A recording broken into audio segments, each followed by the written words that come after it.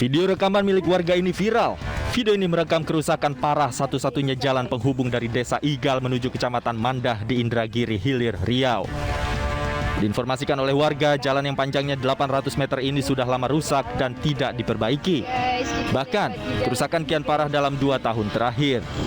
Tercatat belasan warga menjadi korban karena terperosok.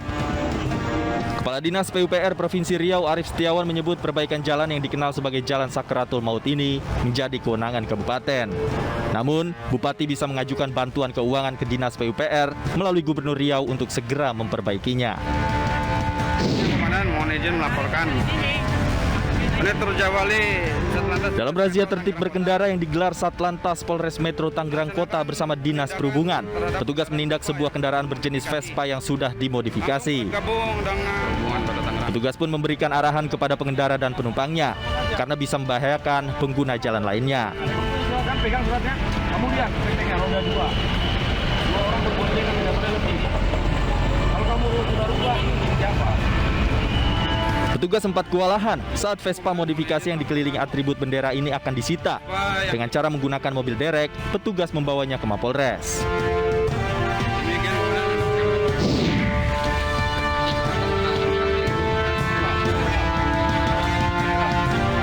Warga dibantu petugas BPBD dan pemadam kebakaran bahu-membahu mengevakuasi sapi yang tercebur di resapan limbah septic tank sedalam 4 meter di Padukuhan Polaman, Kabupaten Gunung Kidul, Yogyakarta.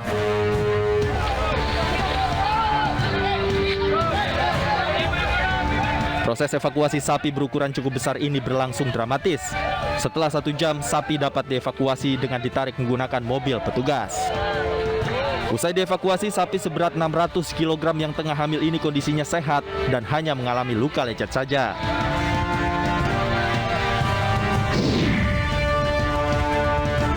Perlawanan dari ular piton yang akan ditangkap petugas membuat panik warga. Sebanyak 5 personil pemadam yang mengevakuasi ular ini sempat kewalahan. Diduga, kondisi kelaparan membuat ular sepanjang 4 meter ini bergerak agresif. Setelah 30 menit, akhirnya ular tersebut berhasil dievakuasi. Selanjutnya diserahkan ke komunitas reptil untuk direhabilitasi dan dilepas liarkan ke habitatnya.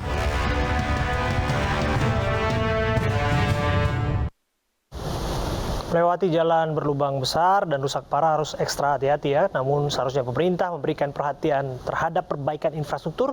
Jangan sampai lamanya birokrasi membuat warganya yang celaka. Pemirsa, kita ke informasi berikutnya. Tidak kalangan remaja saja yang demam CFW atau Citayam Fashion Week. Namun ini juga melanda pejabat daerah. CFW seakan menjadi panggung politik bagi tokoh-tokoh yang berkepentingan dalam kontestasi Pilpres 2024.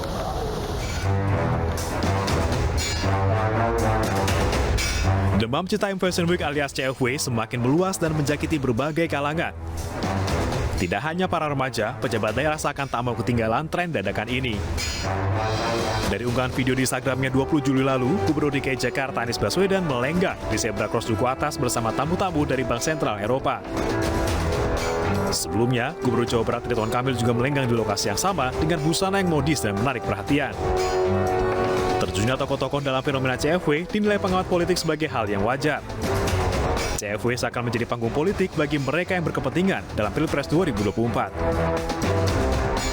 Saya kira sudut pandangnya adalah bagi siapapun, terutama politisi atau terutama tokoh-tokoh, terutama yang berkepentingan terhadap medan kontestasi Pilpres ke depan, ya saya kira dimanapun ada panggung politik, tentu mereka sangat berkepentingan terhadap panggung-panggung tersebut. Saya kira wajar kalau kemudian Pak Anies dan Pak Ridwan Kamil datang dan nimbrung bersama-sama saudara-saudara kita yang berasal dari Citayam dan sekitarnya. Namun belakangan, Pemkot Jakarta Pusat mengingatkan terkait aturan penggunaan Zebra Cross. Zebra Cross dilarang digunakan untuk kegiatan fashion show karena mengganggu pengguna jalan. Fenomena CFW bermula dari banyaknya remaja dari luar Jakarta yang berkumpul di kawasan Sudirman, Jakarta Pusat. Mereka nongkrong sembari berlomba-lomba menggunakan pakaian yang modis dan menarik, sehingga dijuluki Citayam Fashion Week. Lalu bagaimana suasana di kawasan Sudirman malam hari ini? Kita akan bergabung bersama dengan Nata Arman. Selamat malam, Nata. Kami ingin tahu apakah dengan berlakunya aturan baru di sana masih saja ramai? Yang ada di belakang saya ternyata di belakang Anda masih ramai ya di sana?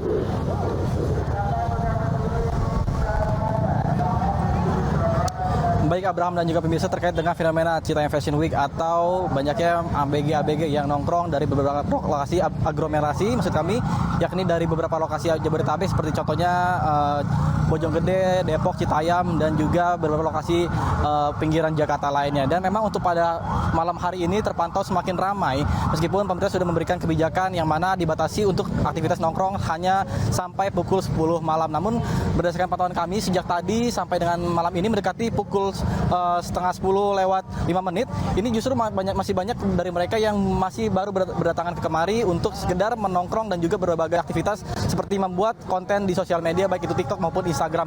Dan saya pun langsung akan bertanya kepada salah satu dari ABG yang kerap nongkrong di kawasan Duku Atas ini. Halo Mbak, Ya, boleh minta waktu bentar? Oke, lagi ngapain nih kira-kira? lagi main doang. Oke, namanya siapa dan dari mana? Tasya dari Bojonggede. Oke, dari Bojonggede. Jauh-jauh sini cuman buat nongkrong doang apa ada aktivitas lain, Mbak? Main doang sambil buat konten juga. Oke, konten sosial media tentunya ya. Iya, TikTok. Nah, kalau boleh tahu ini kan pemerintah kan memberikan kebijakan untuk aktivitas nongkrong di sini hanya pukul 10 malam saja, selebihnya akan dibubarkan secara paksa. Ini kira-kira Mbaknya bakal nurutin peraturan itu apa tetap ngeyel untuk bikin konten di sini? Ya nurutin peraturan dong, pulangnya sesuai jadwal jam 10. Oke. Nah, kalau misalnya kita bicara soal banyaknya kan dari beberapa menteri, terutama dari Sandiaga Uno akan memberikan fasilitas beasiswa bagi anak-anak sini. Kira-kira kalau Mbak salah satu pemenang beasiswa tersebut, Mbaknya bakalan mau nerima apa enggak? Mau dong, mau banget. Kenapa tuh? Kan ada beberapa yang nolak nih. Ya karena itu udah rezeki ya, terima aja.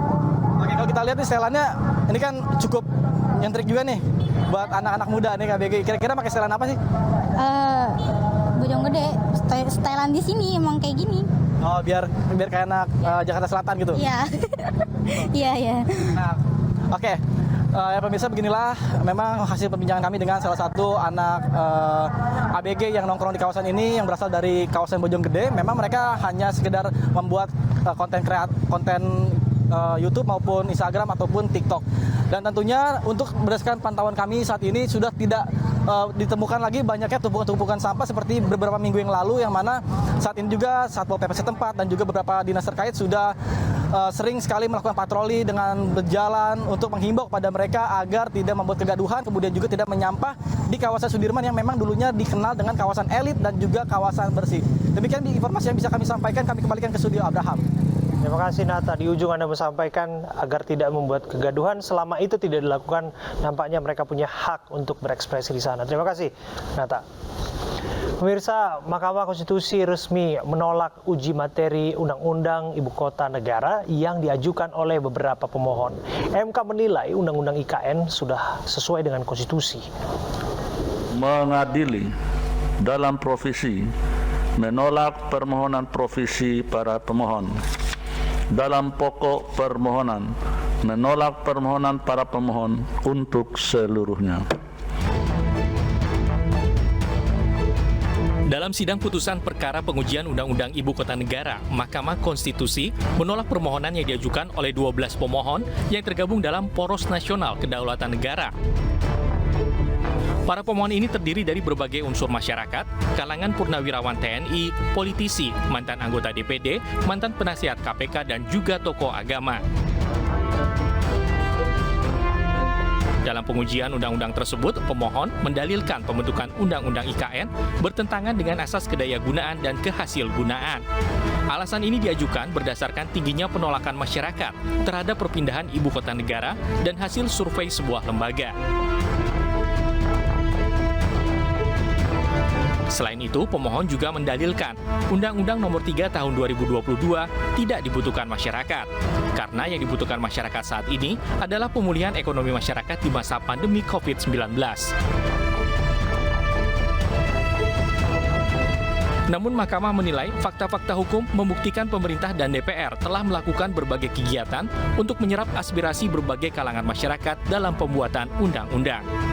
Meski terdapat dua alat bukti yang ditunjukkan oleh para pemohon, MK menyebut tidak cukup membuktikan adanya tendensi pemerintah dan DPR melanggar asas keterbukaan.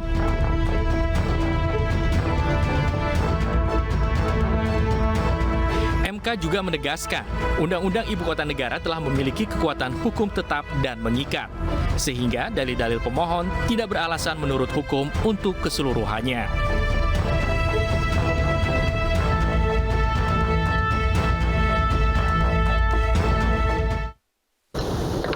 Pemirsa, langsung saja kita diskusikan persoalan ini dengan Marwan Batubara, pemohon uji materi Undang-Undang IKN, dan Gus Pardi Gaus, anggota Komisi 2 DPR, fraksi Partai Amanat Nasional. Assalamualaikum, selamat malam Bapak. Selamat malam. Waalaikumsalam warahmatullahi wabarakatuh. Ya, saya ke Bung Marwan terlebih dahulu. Bung Marwan, dalil yang diajukan nampaknya mentah begitu saja. Apa yang Anda ingin responi? Ya, saya kira apa yang menjadi dasar kita mengajukan permohonan uji formil itu intinya tidak dianalisis dan dipertimbangkan secara seksama. Kami terutama menyebutkan ada 5 dalil ya, tapi yang paling basic misalnya ya tentang asas keterbukaan dan partisipasi publik. Sebetulnya hanya dengan merujuk kepada putusan MK nomor 91 garis miring PUU garis datar 20 tahun 2020 itu adalah putusan MK terhadap uji formil Undang-Undang Ciptaker tentang asas keterbukaan. Itu menjadi alasan mengapa Undang-Undang Ciptaker oleh MK dinyatakan inkonstitusional. Nah, ini sudah tidak dijadikan sebagai dasar bagi MK untuk membuat putusan terhadap undang-undang terhadap perkara nomor 25. Padahal proses yang terjadi untuk undang-undang IKN itu lebih parah.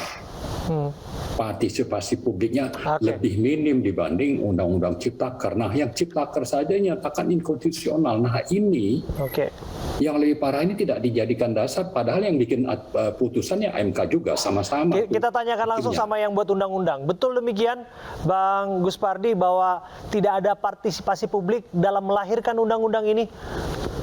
Terima kasih. Berkaitan apa yang diputuskan oleh Mahkamah Konstitusi terhadap Undang-Undang Nomor 3 Tahun 22 tentang Ibu Kota Negara. Saya adalah anggota Pansus. Dikatakan oleh Pak Marwan bahwa partisipasi politik, partisipasi masyarakat terhadap hal ini dianggap tidak ada. Tentu saya perlu memberikan klarifikasi terhadap apa yang beliau sampaikan. Saya dari awal pembentukan itu sangat aktif dalam melakukan pembahasan itu. Tadinya RDPU, rapat dengan pendapat umum, hanya 3 hari, lalu berdasarkan pendapat dari anggota Pansus. Iya, soal partisipasi publiknya di mana? Elemen masyarakat dan lain sebagainya, apakah diajak bicara? Kita mengundang para pakar hukum tata negara, ahli perencanaan, dan juga hal-hal yang berkaitan dengan materi yang akan kita bahas. Partisipasi politik, partisipasi terhadap persoalan ini pun kita juga datang ke berbagai perguruan tinggi, baik di Sumatera Utara, di Kalimantan, dan lain sebagainya.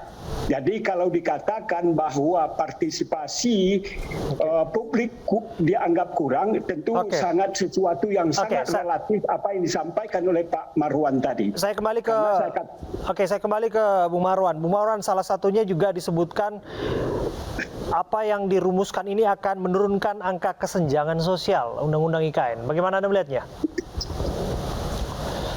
Mohon maaf, saya perlu tanggapi dulu tuh yang sebelumnya. Ya, jadi saya tidak bilang tidak ada, tapi minim. Dan minimnya ini lebih minim dibanding apa yang terjadi pada uji formil Undang-Undang Ciptaker. Ada misalnya 2 kelompok masyarakat adat yang dikasih kesempatan untuk datang, tapi masukan mereka tidak dipertimbangkan. Jadi boleh dikatakan ada 30-40 kali kesempatan RDPU. Tapi kalau itu hanya formalitas, esensinya tidak diambil, itu sama saja. Ini manipulasi, kebohongan. Dan kami, lawyer kami itu datang ke MK, melakukan insaga untuk memeriksa alat bukti. Itu banyak bukti-bukti itu tidak ada di MK yang mestinya diserahkan oleh DPR atau pemerintah. Itu. Nah, jadi kalau kembali ke pertanyaan tadi ya, itu sudah cukup banyak pakar yang menyebutkan kalau kita bicara bukan tidak ada perbaikan ekonomi, tapi cara yang efektif dan efisien untuk pertumbuhan ekonomi itu bukan dengan membangun IKN. Itu sudah banyak buktinya. Jadi saya tidak menafikan, tapi ada cara lebih efisien dan efektif untuk supaya daerah-daerah arahnya lebih kepada alternatif kebijakan ya, begitu ya Bung Marwan. Betul, kita berbagi waktu, silakan Pak Gus Pardi sebelum nanti jadi saya perlu jelaskan terhadap pembahasan Undang-Undang IKN ini. Tadi dikatakan oleh Pak Marwan sangat kurang partisipasi publik terhadap pembahasan IKN. Saya perlu juga katakan, saya juga adalah panja daripada Undang-Undang Cipta Kerja, di mana ketika itu program yang kita terapkan tentang RDPU itu tidak ada tambahan waktu. Tetapi ketika kita bicara tentang IKN, tadinya hanya 3 hari melakukan rapat RDPU, lalu berdasarkan kesepakatan karena dianggap ini kurang mendapatkan respon dari masyarakat, kami pansus meminta kepada pimpinan dan pimpinan juga menyahuti sehingga dari 3 hari RDPU itu menjadi 5 hari. Gus Pardi. Yang ingin saya katakan adalah Pak Marwan tentu bersama kawan-kawannya tentu karena ini sudah ranahnya ke Mahkamah Konstitusi, maka keputusan Mahkamah Konstitusi itu adalah bersifat inkrah. Tentu kita sebagai negara hukum harus taat azas hukum, tentu harus mematuhi apa yang sudah ditetapkan oleh Mahkamah Konstitusi. Iya, betul, final dan mengikat. Langkah apa yang disiapkan? Kalau ada hal-hal sesuatu yang kurang, silakan saja. Kami tidak pernah menghambat kepada elemen masyarakat untuk melakukan uji materi terhadap undang-undang apapun yang dihasilkan oleh DPR. Baik, sayang sekali waktu kita terbatas Bapak-Bapak. Saya harapkan lain kesempatan kita berdiskusi lebih panjang, lebih dalam lagi mengenai kasus isu ini. Terima kasih. Saya kira ada MK, tapi kalau berat ke politik dan sudah di bawah kendali oligarki, siapapun yang ada di Indonesia ini tidak akan bisa melakukan apa-apa. Namanya MK, DPR, pemerintah itu bagian dari oligarki. Kepentingannya membuat undang-undang IKN, Pak. Jadi rakyat mau dia persilakan kemanapun tidak akan ada hasilnya karena sudah ada di bawah kendali oligarki, termasuk yang namanya MK. Saya rasa cukup. Kita akan bahas lain kesempatan. Terima kasih. Tapi sekali lagi waktunya untuk Anda, Bung Marwan Batubara dan juga Pak Gus Pardi Gaus. Pemirsa, tim forensik menemukan 2 luka tembak dan luka sabetan senjata tajam pada jenazah calon kepala desa yang tewas ditembak orang tak dikenal. Informasinya saat lagi teman-teman.